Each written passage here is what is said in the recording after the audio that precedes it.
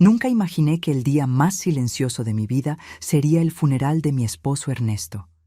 Después de 42 años de matrimonio, allí estaba yo, de pie junto a su ataúd, cuando mi celular vibró con un mensaje aterrador. Estoy vivo. No soy yo el que está en ese ataúd. Sentí que mi mundo se derrumbaba. Pero antes de continuar, asegúrate de que ya estás suscrito al canal y escribe en los comentarios. ¿Desde dónde estás viendo este video? Nos encanta saber hasta dónde llegan nuestras historias. Mi nombre es Margarita Morales y tengo 66 años. Lo que estoy a punto de contar cambió mi vida para siempre. Hay historias que te rompen en 1000 pedazos y esta es la mía. El funeral de mi esposo, Ernesto, fue el día más silencioso de mi existencia. 42 años de matrimonio reducidos a un cuerpo en un ataúd demasiado simple para el hombre maravilloso que fue. Estaba de pie junto a su tumba, mis piernas apenas sosteniéndome, cuando sentí mi celular vibrar en el bolsillo de mi único vestido negro. Con manos temblorosas, abrí el mensaje de un número desconocido. Las palabras que leí me helaron la sangre. Estoy vivo. No soy yo el que está en ese ataúd. Mi corazón se disparó. ¿Era una broma cruel? ¿Algún error? Mis dedos temblorosos teclearon. No puedo entender. ¿Dónde estás? La respuesta llegó de inmediato. No puedo decirlo. Me están vigilando. No confíes en nuestros hijos. Levanté la vista de la pantalla, mi mundo colapsando como un castillo de arena. Vi a Carlos y Enrique, mis propios hijos, parados al otro lado del ataúd con expresiones extrañamente tranquilas. Algo andaba mal. Sus lágrimas parecían forzadas, sus abrazos tan fríos como el viento que soplaba en ese cementerio. Recuerdo la primera vez que Ernesto me habló.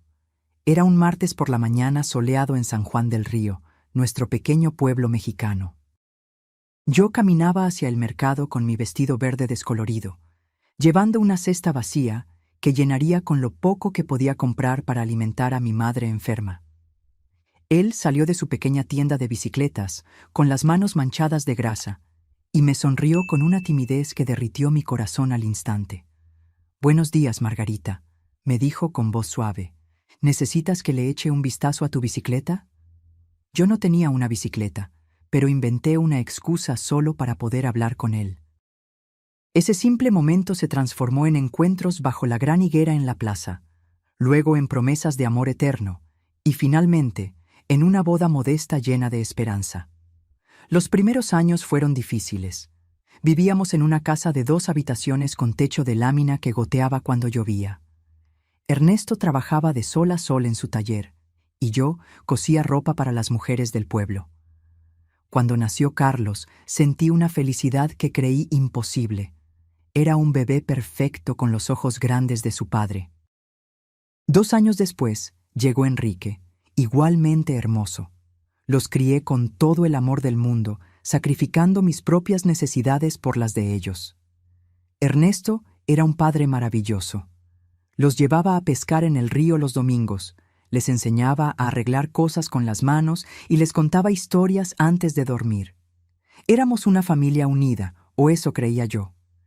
Con el paso de los años, las cosas comenzaron a cambiar. Carlos, el mayor, siempre fue ambicioso. Desde joven, cuestionaba por qué vivíamos tan modestamente, por qué no teníamos un carro como otras familias. Enrique lo seguía en todo, como siempre hacía. Cuando Carlos cumplió 18 años, Ernesto le ofreció un trabajo en el taller, pero él lo rechazó con desprecio. «No quiero ensuciarme las manos como tú, papá. Voy a ser alguien importante».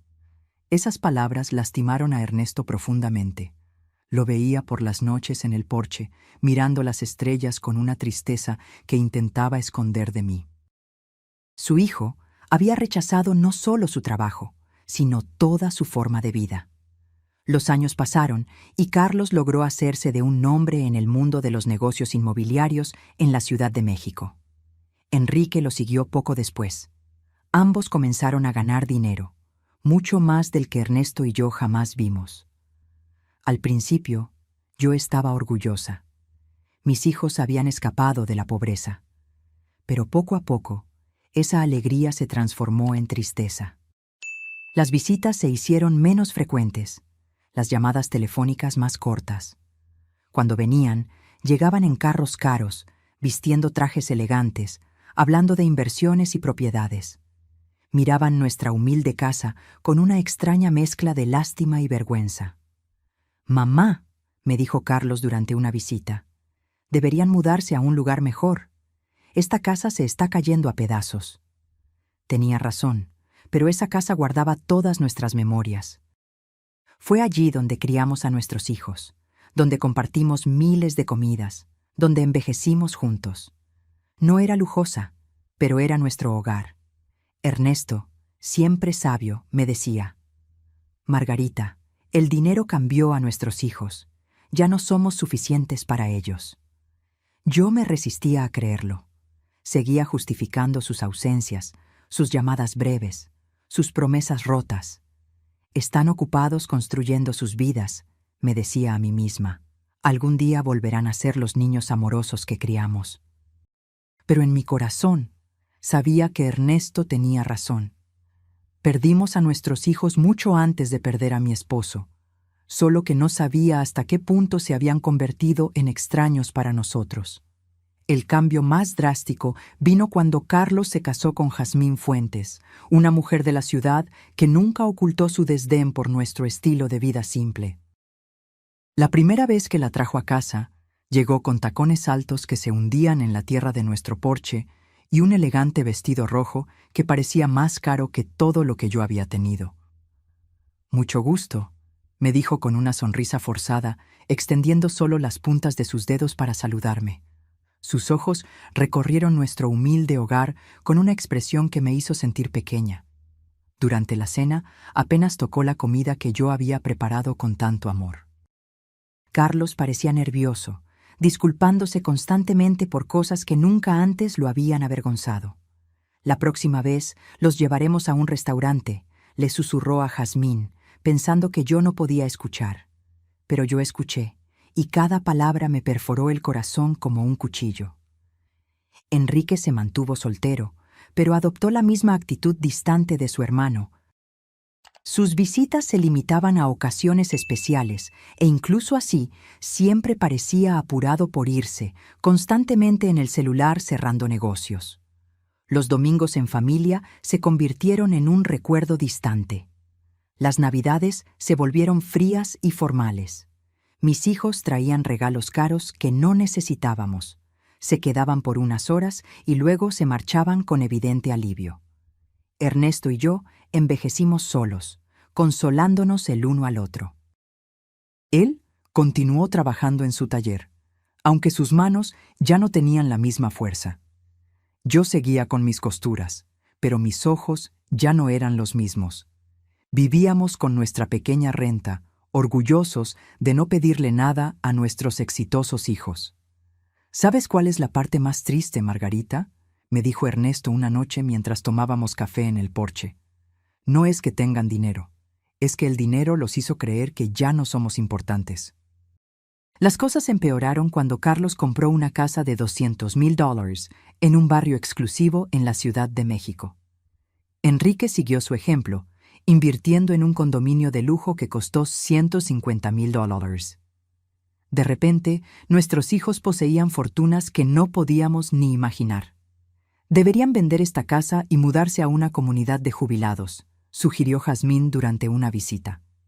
«Hay lugares muy agradables para gente de su edad». La palabra comunidad me golpeó como una cachetada. ¿Una comunidad de jubilados? Después de 40 años construyendo nuestro hogar, ¿querían mandarnos a un asilo? «No necesitamos un asilo», respondió Ernesto con dignidad. «Estamos bien aquí en nuestra casa». Pero vi la expresión en los rostros de Carlos y Enrique. Apoyaban la idea de Jazmín. Para ellos éramos una carga, un problema que debía resolverse de la manera más conveniente. Fue entonces cuando las sugerencias más directas comenzaron. Carlos llegó un día con papeles en la mano, documentos que había preparado sin consultarnos. «Papá, mamá», dijo con esa sonrisa falsa que había perfeccionado. «He estado pensando en su futuro. Esta casa vale a lo sumo $1,000. Si la venden, puedo agregar algo de dinero para que se muden a un lugar mejor. Para nosotros, no había un lugar mejor que el hogar donde fuimos felices por décadas. Pero Carlos no lo entendía. Para él, todo se reducía a valores monetarios. Además, continuó, creo que papá debería jubilarse del taller. Ya tiene 70 años. Es hora de descansar. Ernesto lo miró con infinita tristeza. Hijo, trabajar no es una carga para mí. Es lo que me mantiene vivo, lo que le da sentido a mis días. Pero podrías lastimarte, insistió Enrique. A tu edad, un accidente sería muy peligroso. Sus palabras sonaban cariñosas, pero yo sentía algo más detrás de ellas, una impaciencia, una urgencia que no podía entender del todo. Los meses siguientes fueron tensos. Mis hijos aumentaron la presión para que vendiéramos la casa. Trajeron a agentes de bienes raíces sin avisarnos. Valuaron la propiedad sin nuestro permiso. Durante una cena particularmente incómoda, Carlos nos dijo: Jazmín y yo hemos decidido tener hijos pronto. Vamos a necesitar ayuda con los gastos. Si ustedes venden la casa y se mudan a un lugar más pequeño, ese dinero podría ser una herencia adelantada. ¿Una herencia adelantada? Estaba pidiendo nuestra herencia mientras aún estábamos vivos. La audacia de la petición me dejó sin palabras. Ernesto se mantuvo tranquilo, pero vi su mandíbula tensarse. Hijo, cuando tu madre y yo muramos, todo lo que tenemos será de ustedes, pero mientras estemos vivos, nuestras decisiones son nuestras. No seas terco, interrumpió Enrique con una aspereza que nunca le había visto antes. Ya están viejos, no pueden seguir viviendo en el pasado. Esa noche, después de que se marcharon, Ernesto y yo hablamos hasta el amanecer. Por primera vez en nuestro matrimonio, discutimos la posibilidad de que nuestros hijos no fueran las personas que creíamos haber criado. Algo anda mal, Margarita, dijo mi esposo con una preocupación que nunca había visto en sus ojos. Esto no es solo ambición o impaciencia. Hay algo más oscuro detrás de toda esta presión. No tenía idea de cuán profundamente correctas eran sus palabras. La última conversación normal que tuve con Carlos fue 3 semanas antes de la muerte de Ernesto. Vino solo, sin Jazmín, y parecía más serio de lo normal.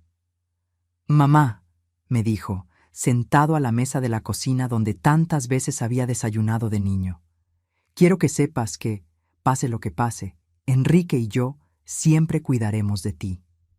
Sus palabras me tranquilizaron en ese momento, pero ahora, recordándolas al lado de la tumba de Ernesto, me daban escalofríos. ¿Por qué dijo «pase lo que pase»? ¿Qué sabía él que yo no sabía? El accidente que lo cambió todo sucedió un martes por la mañana. Ernesto había salido temprano para el taller, como lo hacía todos los días desde hacía más de 40 años. Yo estaba en la cocina, preparando su almuerzo favorito, cuando el teléfono sonó con una urgencia que me causó escalofríos. «¿Señora Morales?», preguntó una voz desconocida. «Le llamo del Hospital Memorial. Su esposo sufrió un accidente grave». «Tiene que venir de inmediato». Las palabras se mezclaron en mi mente. El mundo se detuvo. Mis piernas se sintieron como gelatina y tuve que agarrarme del marco de la puerta para no caerme. Mi vecina, Dolores, me llevó al hospital porque yo temblaba tanto que apenas podía sostener las llaves. Durante el camino, mi mente se negaba a procesar lo que estaba sucediendo. Ernesto era cuidadoso, meticuloso en su trabajo. ¿Cómo pudo haber pasado esto? Cuando llegamos, Carlos y Enrique ya estaban allí. Eso me sorprendió, porque nadie les había notificado aún, al menos no yo. Pero en mi desesperación no presté atención a ese detalle. «Mamá», dijo Carlos abrazándome, «papá está mal. Los médicos dicen que una de las máquinas del taller explotó. Tiene quemaduras graves y una lesión cerebral traumática». Los ojos de Enrique estaban rojos, pero algo en su expresión parecía extraño. Parecía más nervioso que triste, como alguien esperando noticias importantes en lugar de alguien sufriendo por su padre. Cuando entré en esa sala de terapia intensiva, mi corazón se hundió. Ernesto estaba conectado a una docena de máquinas, con vendajes cubriendo la mayor parte de su rostro y brazos. Apenas lo reconocí. Su respiración era dificultosa, mantenida por máquinas que pitaban constantemente. Me acerqué a su cama y tomé su mano, la única parte de su cuerpo que parecía intacta. Ernesto, mi amor, estoy aquí. Todo va a estar bien. Te vas a recuperar como siempre lo haces. Por un momento sentí un leve apretón en mi mano. Sus ojos se movieron detrás de los párpados cerrados. Estaba luchando. Mi guerrero estaba luchando para regresar a mí. Los siguientes 3 días fueron los más largos de mi vida. Prácticamente viví en el hospital, durmiendo en las incómodas sillas de la sala de espera. Carlos y Enrique se turnaban para acompañarme, pero siempre parecían más interesados en hablar con los médicos que en consolar a su padre. Escuché conversaciones fragmentadas que no entendí del todo en ese momento. Enrique preguntando sobre el seguro de salud, sobre el costo del tratamiento. Carlos en el teléfono hablando sobre pólizas de seguro de vida y beneficiarios. «Mamá», me dijo Carlos en el segundo día, «revisamos el seguro de papá. Tiene una póliza de $50,000. También hay una póliza de accidentes de trabajo que puede cubrir hasta $75,000 más». ¿Por qué hablaba de dinero cuando Ernesto aún luchaba por su vida? ¿Por qué se preocupaba por el seguro en lugar de la recuperación de su padre? «No me importa el dinero», respondí bruscamente. «Solo quiero que tu padre se recupere». «Claro, mamá», dijo, pero vi algo en sus ojos que no me gustó. Una frialdad, como si estuviera calculando mientras su padre moría. En el tercer día, los médicos nos dieron la noticia más devastadora de mi vida. El doctor Pérez nos reunió en una pequeña oficina. «Señora Morales, la condición de su esposo es crítica. Las quemaduras se han infectado y el traumatismo craneal es más grave de lo que pensábamos inicialmente. Necesitamos ser realistas sobre sus posibilidades». «¿Qué significa eso?», pregunté, aunque mi corazón ya sabía la respuesta. «Significa que necesitamos prepararnos para lo peor. Su esposo está en un coma inducido. Podríamos mantenerlo vivo indefinidamente, pero la calidad de vida es altamente improbable que recupere la conciencia». Mi mundo se derrumbó. 42 años de matrimonio, una vida entera construida juntos. Y ahora me decían que todo se estaba desvaneciendo como humo. «Queremos intentarlo todo», dije entre sollozos. «No importa el costo, no importa cuánto tiempo tome». Pero Carlos intercambió una mirada con Enrique que me dejó profundamente perturbada. «Mamá», dijo Carlos con una voz que intentaba sonar comprensiva, «tenemos que ser prácticos. Papá no querría vivir así. Siempre dijo que nunca quiso ser una carga para nadie». «¿Una carga?», exploté con una furia que no sabía que tenía. Él es su padre, no es una carga. Es el hombre que los crió, que trabajó toda su vida para darles lo mejor que pudo. «Lo sabemos, mamá», intervino Enrique, «pero también tenemos que pensar en ti. Las cuentas médicas serán enormes. Pueden acabar con todos tus ahorros». De nuevo, dinero, siempre dinero. Mi esposo se estaba muriendo y ellos calculaban costos. Esa noche, sola en la habitación del hospital, tomé la mano de Ernesto y le hablé como si pudiera oírme. «Mi amor, no sé qué hacer. Los médicos dicen que no hay esperanza, pero no puedo dejarte ir. No puedo imaginar mi vida sin ti». Fue entonces cuando algo sucedió que aún me da escalofríos. Sus dedos se movieron levemente, apretando los míos con una fuerza casi imperceptible. Sus labios se movieron como si intentara decir algo, pero ningún sonido salió. Llamé a las enfermeras, desesperada. «Está reaccionando, está tratando de hablar». Pero cuando llegaron, Ernesto había vuelto a su estado anterior. La enfermera verificó los monitores y sacudió la cabeza. «A veces hay espasmos musculares involuntarios, señora. No significa que esté consciente». Pero yo sabía lo que había sentido. Ernesto había intentado comunicarse conmigo. Había luchado para decirme algo importante.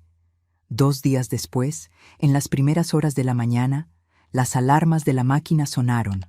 Las luces parpadearon. Las enfermeras corrieron a la habitación de Ernesto. Yo estaba dormitando en el pasillo cuando el ruido me despertó. «¡No, no, no!», grité, corriendo hacia la habitación. Los médicos trabajaron durante 40 minutos intentando resucitarlo, pero fue inútil. A las 4:37 de la mañana, Ernesto fue declarado oficialmente muerto. El dolor que sentí en ese momento era físico, como si me hubieran arrancado el corazón del pecho. Me derrumbé al lado de su cama, abrazando su cuerpo aún caliente, negándome a aceptar que se había ido para siempre. Carlos y Enrique llegaron al hospital 1 hora después de la muerte de su padre. Parecían preparados, como si hubieran estado esperando la llamada. Trajeron papeles, documentos y números de teléfono de funerarias. «Ya hablamos con la funeraria de San Juan del Río», me dijo Carlos mientras yo aún lloraba inconsolablemente. «Pueden recoger el cuerpo esta mañana». «También nos pusimos en contacto con el seguro», agregó Enrique. «El proceso de reclamación ya está en marcha». ¿Cómo podían ser tan eficientes, tan organizados, tan fríos apenas 1 hora después de perder a su padre? Algo andaba mal. Pero mi luto era tan intenso que no podía pensar con claridad. El funeral se programó para el lunes siguiente. Carlos se encargó de todos los arreglos sin realmente consultarme. Eligió el ataúd más simple, el servicio más corto, como si quisiera terminar con todo lo más rápido posible. «Es lo que papá hubiera querido», dijo cuando me quejé de no haber sido incluida en las decisiones. Algo simple, sin alardes. Pero Ernesto merecía algo mejor que esa prisa indecente por enterrarlo y olvidarlo. El día del funeral llegó, nublado y frío, como si el propio cielo estuviera llorando por Ernesto. Me puse mi único vestido negro, el mismo que usé en el funeral de mi madre años atrás. Mis manos temblaban tanto que Dolores tuvo que ayudarme a abotonar los pequeños botones en la espalda. «Sé fuerte, Margarita», mi querida amiga susurró mientras peinaba cuidadosamente mi cabello. «A Ernesto le gustaría verte fuerte». Pero no me sentía fuerte. Me sentía vacía, como una concha sin alma. 42 años de matrimonio no se pueden enterrar tan fácilmente. Cada objeto en la casa me recordaba a él. Su taza de café en la mesa, sus herramientas en el porche, su almohada que aún conservaba su olor.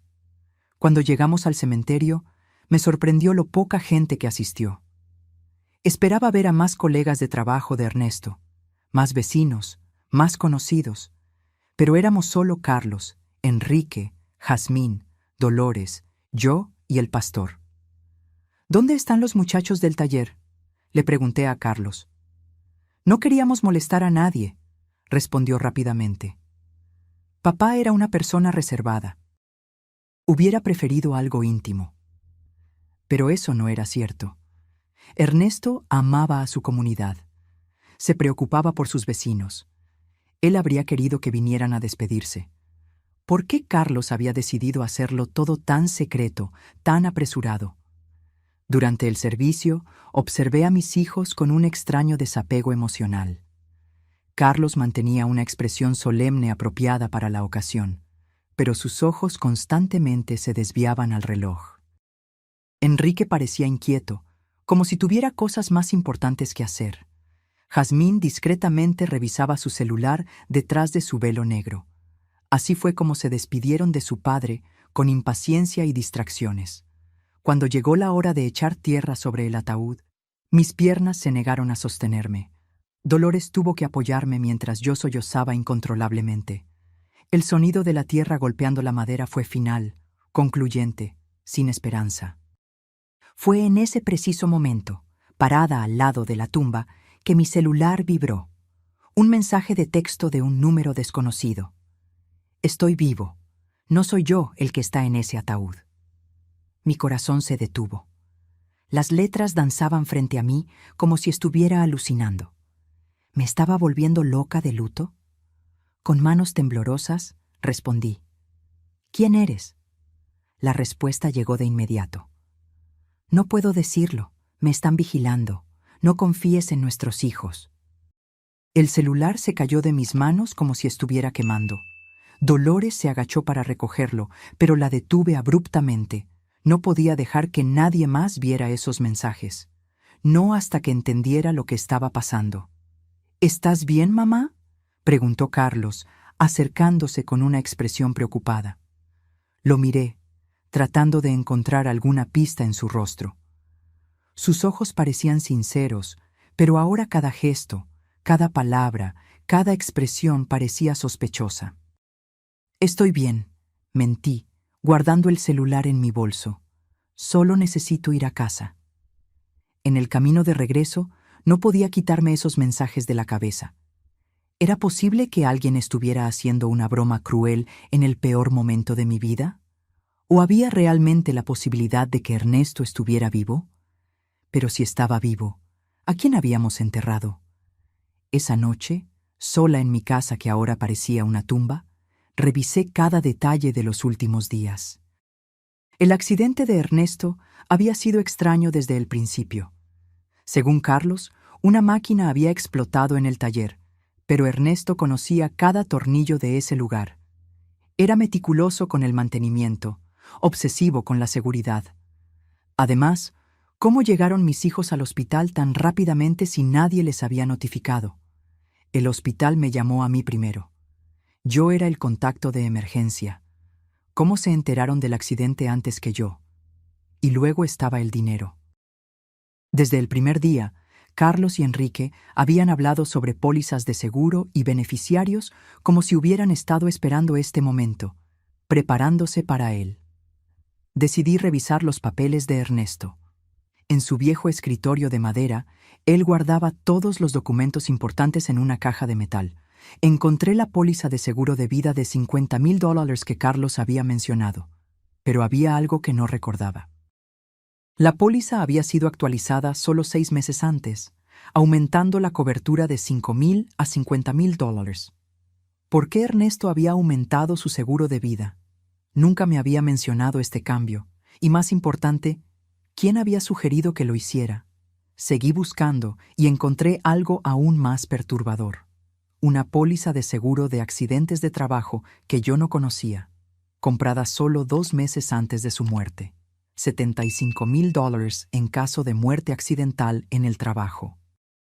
Una fortuna para una familia como la nuestra, pero también una fortuna lo suficientemente tentadora para alguien sin escrúpulos. Mi celular vibró de nuevo. Otro mensaje del mismo número desconocido. Revisa la cuenta bancaria. Ve quién ha estado moviendo dinero. Esta vez no dudé. Esta persona, quienquiera que fuera, sabía demasiado para ser un bromista. Sabía sobre el seguro. Sabía sobre mis hijos. Sabía detalles que solo alguien muy cercano a nosotros podía saber. Al día siguiente, fui al banco donde Ernesto y yo teníamos nuestra cuenta desde hacía 30 años. La señora Juárez, la gerente que nos conocía desde hacía años, me saludó con sinceras condolencias. Margarita, lo siento mucho por Ernesto. Él era un buen hombre. Gracias, señora Juárez. He venido a revisar nuestras cuentas. Necesito entender nuestra situación financiera. Ella me mostró los estados de cuenta de los últimos 6 meses. Lo que vi me heló. En los últimos 3 meses se habían hecho grandes retiros de nuestra cuenta de ahorros. $1,000 en enero, $3,000 en febrero, $4,000 en marzo. Dinero que yo no sabía que se había movido. ¿Quién autorizó estos retiros?, pregunté, con la voz temblorosa. Su esposo vino personalmente, explicó la señora Juárez. Dijo que necesitaba el dinero para reparaciones en el taller, pero yo me encargaba de las cuentas de la casa. Sabía exactamente cuánto dinero teníamos y en qué lo gastábamos. Ernesto nunca había mencionado reparaciones costosas en el taller. ¿Tiene las firmas de esos retiros?, pregunté. Ella me mostró los recibos. En efecto, parecía la firma de Ernesto, pero algo en la caligrafía parecía extraño. Era demasiado temblorosa, demasiado incierta para su letra generalmente firme y clara. «Señora Juárez», pregunté con el corazón acelerado, ¿vino solo a hacer estos retiros o había alguien con él? Pensó por un momento.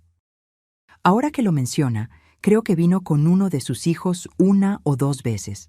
Carlos, creo. Dijo que estaba ayudando a su padre con el papeleo porque a Ernesto le costaba leer documentos sin sus anteojos. Carlos, mi hijo, había estado involucrado en retiros de dinero que yo desconocía, usando los ojos cansados de su padre como excusa. Pero Ernesto veía perfectamente bien con sus anteojos, que nunca se quitaba durante el día. Esa tarde, mientras miraba los recibos del banco una y otra vez, recibí otro mensaje. El seguro fue idea de ellos. Convencieron a Ernesto de que necesitaba más protección para ti. Fue una trampa. Ya no podía negar la evidencia que se acumulaba. Las pólizas de seguro misteriosamente aumentadas, los retiros de dinero no autorizados, la presencia de Carlos en transacciones que yo desconocía, su sospechosa eficiencia en organizar el funeral, su frialdad durante la agonía de su padre. Pero la pregunta que me aterrorizaba era si realmente habían planeado la muerte de Ernesto, cómo lo hicieron y quién me estaba enviando estos mensajes. Los días siguientes se convirtieron en una pesadilla de duda y sospecha. Cada sonrisa de Carlos, cada abrazo de Enrique, cada palabra de condolencia parecía una máscara que escondía algo siniestro, pero necesitaba más pruebas antes de aceptar una verdad tan horrible. Mi celular continuó recibiendo mensajes del número misterioso. Ve al taller de Ernesto. Busca en su escritorio. Hay cosas que no has visto. Decidí ir al taller por primera vez desde el accidente. Carlos había dicho que una máquina había explotado, pero cuando llegué allí encontré algo completamente diferente de lo que esperaba. El taller estaba extrañamente limpio, demasiado limpio para haber sido el escenario de una explosión. No había marcas de quemaduras en las paredes, ni escombros, ni señales de la destrucción que un accidente tan grave debería haber causado. ¿Dónde está la máquina que explotó?, pregunté en voz alta, examinando el lugar. Cada máquina estaba en su lugar, funcionando perfectamente. La soldadora, el compresor, la sierra eléctrica, todos intactos. Entonces, ¿cuál había sido la causa del accidente? En el escritorio de Ernesto encontré algo que me dio escalofríos. Una nota escrita con su letra fechada 3 días antes de su muerte. Carlos insiste en que necesito más seguro. Dice que es para Margarita, pero algo no me parece bien. No confío en sus intenciones. Debajo de esa nota había otra. Enrique me trajo papeles para firmar. Dice que es para modernizar el taller, pero no entiendo de qué se trata. ¿Por qué tanta prisa? Mi esposo había sospechado. Había intuido las malas intenciones de nuestros hijos, pero murió antes de que pudiera decírmelo. Seguí buscando y encontré un sobre sellado con mi nombre. Lo abrí con manos temblorosas. Era una carta de Ernesto. Mi querida Margarita, si estás leyendo esto, significa que algo me ha pasado. En los últimos meses he notado cambios extraños en Carlos y Enrique. Están muy interesados en nuestro dinero, en el seguro, en que vendamos la casa. Jazmín está ejerciendo mucha presión sobre ellos. Ayer, Carlos me dijo que debería preocuparme más por mi seguridad, porque a mi edad, cualquier accidente podría ser fatal. No sé por qué, pero esas palabras sonaron como una amenaza. Te amo, Margarita. Si algo me sucede, no confíes ciegamente en nadie, ni siquiera en nuestros hijos. La carta se cayó de mis manos. Ernesto había presentido su propia muerte. Había visto las señales que yo, ciega por el amor materno, había ignorado. Esa noche, Carlos vino a visitarme. Llegó con una botella de vino y una sonrisa que ahora parecía completamente falsa. «Mamá, he estado pensando en tu futuro», dijo, sirviéndose un vaso sin preguntar si yo quería. «El dinero del seguro ya está en proceso. Serán 125,000. «¿Cómo sabes la cantidad exacta?», pregunté, fingiendo inocencia. «Bueno, yo ayudé a papá con el papeleo del seguro. Quería asegurarse de que tendrías suficiente dinero para vivir cómodamente». Una mentira. Ernesto nunca quiso aumentar el seguro. Según su propia nota, había sido presionado por Carlos. «¿Y qué crees que debería hacer con ese dinero?», pregunté, observando cuidadosamente su reacción. Sus ojos se iluminaron con un brillo que me dio escalofríos. Podrías comprar una casa más pequeña y acogedora, o mejor aún, mudarte a una comunidad de jubilados agradable, donde tendrías compañía y cuidados médicos. Enrique y yo podríamos manejar tu dinero para que rinda más. ¿Manejar mi dinero? La audacia. Solo queremos cuidarte, mamá. A tu edad es fácil ser engañada o tomar malas decisiones financieras. Nosotros sabemos de inversiones, de negocios. Podríamos triplicar esa cantidad en unos años. Déjame pensarlo, dije, tratando de ganar tiempo. Claro, respondió con su falsa dulzura. Pero no tardes mucho, por tu propio bien. Después de que se fue, me senté en la cocina, temblando de rabia y miedo. Mis propios hijos no solo asesinaron a su padre, sino que ahora planeaban robarme todo lo que me quedaba. Esa noche, mi celular vibró con un mensaje más largo que los otros. Margarita, soy Steven Ramírez, un detective privado. Ernesto me contrató 3 semanas antes de morir porque desconfiaba de Carlos y Enrique. Lo envenenaron con metanol mezclado en su café de la mañana. Tengo evidencia de audio de sus conversaciones, planeándolo todo. Mañana, a las 3 de la tarde, ve al café de la esquina. Siéntate en la mesa del fondo. Estaré allí. Finalmente, sabría quién me estaba enviando esos mensajes, y más importante, tendría las pruebas necesarias para obtener justicia por la muerte de mi esposo.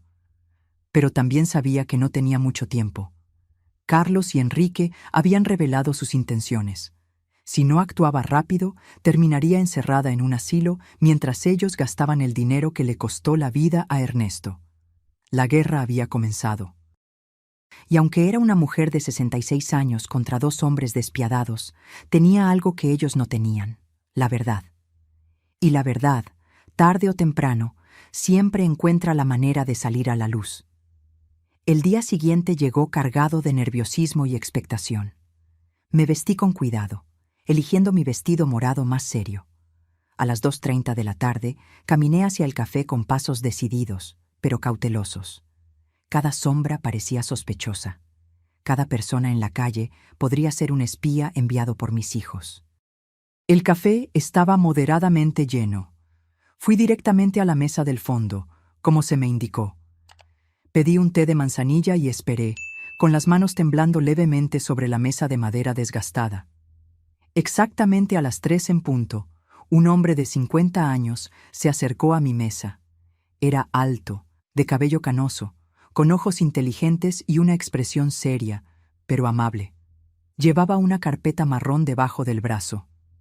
«¿Señora Morales?», preguntó en voz baja. Asentí, aún sin confiar en mi voz. «Soy Steven Ramírez». Lamento su pérdida. Ernesto era un buen hombre. Se sentó y puso la carpeta sobre la mesa. Antes de mostrarle lo que tengo, necesito que sepa que lo que está a punto de escuchar y ver será muy doloroso. ¿Está lista? Me he estado preparando desde que recibí su primer mensaje. Respondí con una firmeza que no sabía que tenía. Steven abrió la carpeta y sacó una pequeña grabadora de voz. Ernesto vino a verme hace un mes. Estaba preocupado por el comportamiento de sus hijos. Me contrató para investigarlos discretamente. Apretó el botón de reproducir. La voz de Ernesto, tan familiar y querida, llenó el pequeño espacio entre nosotros. «Steven, necesito que sepas que si algo me sucede, no será un accidente. Carlos y Enrique me han estado presionando para que aumente mi seguro de vida. Ayer, Carlos me trajo papeles. Dijo que era para proteger mejor a Margarita. Pero cuando los leí, me di cuenta de que también había cláusulas que los beneficiaban directamente. Mi corazón se aceleró. Escuchar la voz de Ernesto era como tenerlo de vuelta por unos minutos, pero sus palabras confirmaban mis peores sospechas. La grabación continuó. Enrique ha estado haciendo preguntas extrañas sobre mi rutina diaria: qué como para desayunar, a qué hora salgo de casa, si Margarita viene al taller conmigo. Dice que es por preocupación, pero algo en la forma en que pregunta me inquieta. Steven pausó la grabación. Esta conversación fue 3 semanas antes de su muerte, pero tengo algo más reciente. Reprodujo otra grabación, esta vez con la voz de Carlos por teléfono. No, no podemos esperar más. El viejo está empezando a sospechar. Ayer me preguntó por qué estaba tan interesado en su seguro. Sí, ya tengo el metanol. Funciona perfectamente porque los síntomas se parecen a un ataque al corazón o un derrame cerebral. No, la madre no será un problema. Después de que papá muera, estará tan devastada que podemos hacer lo que queramos con ella. Las lágrimas comenzaron a rodar por mi rostro. Era la voz de mi hijo, de mi propio hijo, planeando fríamente el asesinato de su padre. Hay más, dijo Steven suavemente. Esta grabación es del día anterior a la muerte de Ernesto. Una nueva grabación comenzó. Esta vez era Enrique conversando con alguien. Todo listo. Mañana Carlos le pondrá el metanol al café de papá. Le dijimos que era un suplemento de vitamina especial que un médico recomendó. El idiota se lo beberá sin sospechar nada. Los síntomas comenzarán con mareos y confusión, luego pérdida de la visión, convulsiones, coma. Los médicos pensarán que es un derrame cerebral o un ataque al corazón. Cuando se den cuenta de que es envenenamiento, será demasiado tarde. Mi mundo se derrumbó por completo. No solo planearon el asesinato de Ernesto, sino que lo ejecutaron con una frialdad que me aterraba. ¿Cómo era posible que mis hijos, los bebés que amamanté, los niños que consolé en sus pesadillas, fueran capaces de algo tan monstruoso? ¿Cómo consiguió estas grabaciones?, pregunté entre sollozos. Ernesto me pidió que pusiera dispositivos de escucha en su casa, explicó Steven. Tenía miedo, pero no sabía exactamente de qué. Sacó una serie de fotografías de la carpeta. También tengo esto. Carlos comprando metanol en una ferretería a 30 minutos del pueblo. Pagó en efectivo y usó un nombre falso, pero tengo esto en video. Las fotografías mostraban claramente a Carlos saliendo de una tienda con una pequeña botella en las manos. La fecha en las fotos era 5 días antes de la muerte de Ernesto. Y esto, continuó Steven, mostrándome más documentos. Estos son los registros financieros de Carlos y Enrique de los últimos 6 meses. Han estado gastando mucho más dinero de lo que sus ingresos justifican. Carlos le debe $70,000 a un prestamista en la ciudad. Enrique tiene deudas de juego de $40,000. Todo comenzó a tener sentido. No fue solo la codicia lo que motivó el asesinato de Ernesto. Fue la desesperación financiera. Mis hijos estaban arruinados y vieron a su padre como una fuente de dinero fácil y rápido. ¿Por qué no fue a la policía inmediatamente después de la muerte de Ernesto?, pregunté. Porque Carlos y Enrique son muy astutos. Sobornaron al médico que atendió a Ernesto en el hospital para que cambiara el diagnóstico oficial. En lugar de envenenamiento, el certificado de defunción dice insuficiencia cardíaca debido a complicaciones de un accidente de trabajo. Sin esa evidencia médica, mis grabaciones podrían no haber sido suficientes para una condena. Pero ahora tenemos todas las evidencias juntas, dije, sintiendo una mezcla de dolor y determinación. Exacto. Y hay una cosa más que necesitas saber. Mi sangre se heló. ¿Qué? Sus hijos también planeaban matarla a usted. Steven reprodujo una última grabación con las voces de Carlos y Enrique juntos. Después de que tengamos el dinero del seguro de papá, también tenemos que deshacernos de mamá, dijo Carlos. No podemos arriesgarnos a que sospeche o a que alguien le meta ideas en la cabeza. ¿Cómo?, preguntó Enrique. Lo mismo que con papá. Pero esta vez podemos hacer que parezca un suicidio por depresión. Una viuda que no puede vivir sin su esposo. Nadie lo cuestionaría. Y con el dinero seríamos los únicos herederos. Todo sería nuestro. La casa, los ahorros, el dinero del seguro, casi $200,000 en total. La grabación se detuvo. Yo temblaba incontrolablemente. Mis hijos no solo asesinaron a su padre, sino que también planeaban asesinarme a mí, todo por dinero. Señora Morales, dijo Steven suavemente. Sé que esto es devastador, pero tenemos suficiente evidencia para hacer que paguen por lo que hicieron. ¿Qué hacemos ahora?, pregunté, secando mis lágrimas. Primero, necesitamos ir a la policía con todas estas evidencias. El sargento Moreno es un hombre honesto. No está involucrado en la corrupción. Segundo, tenemos que actuar rápido. Sus hijos están planeando que la declaren mentalmente incompetente mañana. ¿Cómo sabe eso? Intercepté una llamada telefónica esta mañana. Se están reuniendo con el juez Gómez a las 10 de la mañana para iniciar el proceso de incapacitación mental. Me levanté con una determinación que no había sentido en semanas. Entonces tenemos que actuar esta noche. Esa misma noche, Steven y yo fuimos directamente a la estación de policía.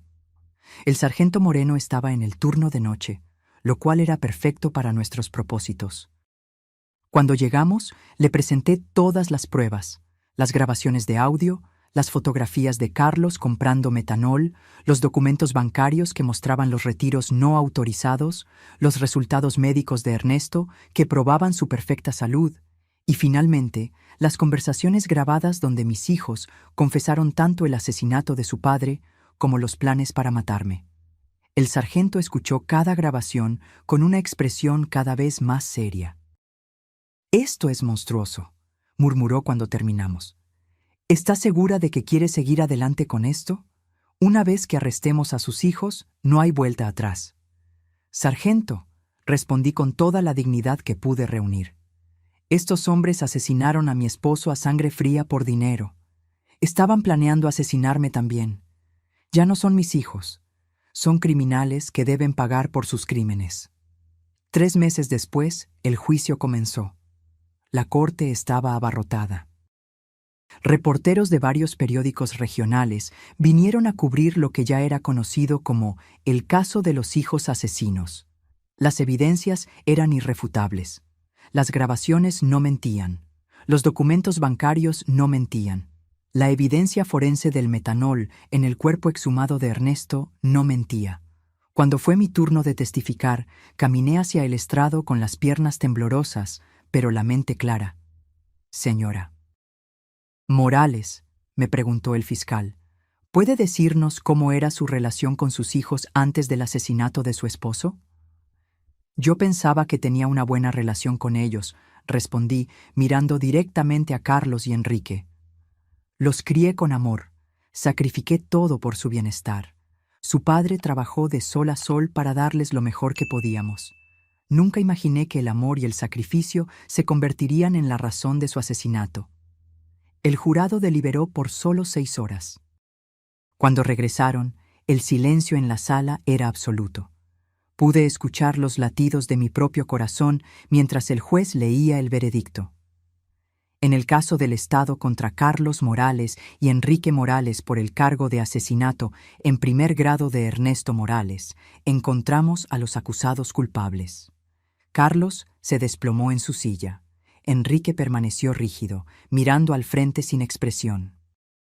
En el cargo de conspiración para cometer asesinato contra Margarita Morales, encontramos a los acusados culpables. El juez procedió de inmediato a la sentencia. Carlos Morales y Enrique Morales, por el asesinato premeditado de su padre y la conspiración para asesinar a su madre, los sentenció a cadena perpetua sin posibilidad de libertad condicional por 30 años. Cuando escuché esas palabras, sentí un peso gigantesco salir de mis hombros. Justicia. Finalmente, había justicia para Ernesto. Hoy, 2 años después del juicio, vivo pacíficamente en mi pequeña casa. Convertí el taller de Ernesto en un jardín donde cultivo flores para llevar a su tumba todos los domingos. Steven se ha convertido en un amigo cercano, visitándome regularmente para asegurarse de que estoy bien. A veces los vecinos me preguntan si extraño a mis hijos. La respuesta es complicada.